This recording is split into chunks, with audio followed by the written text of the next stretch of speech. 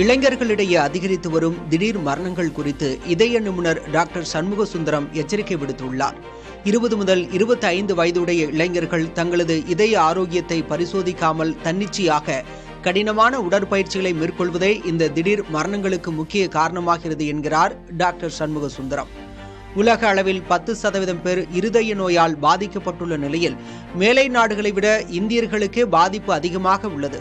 குறிப்பாக வயிறு பகுதியில் மட்டும் கொழுப்பு சேர்வது இருதய பாதிப்பை தூண்டும் என அவர் குறிப்பிட்டுள்ளார். இது 20 வயசை தாண்டினோடனே ஆண்டுக்கு ஒரு முறையாவது பரிசோதனை செஞ்சுக்கணும்.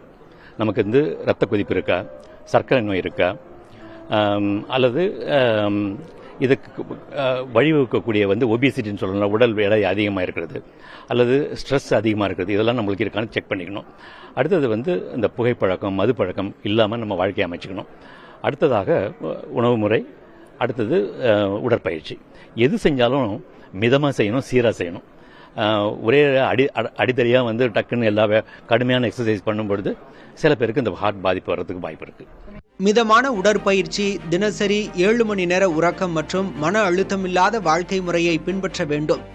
மட்டன், சிக்கன் போன்ற உணவுகளை சாப்பிடலாம், ஆனால் பதப்படுத்தப்பட்ட இறைச்சிகளை தவிர்க்க வேண்டும்.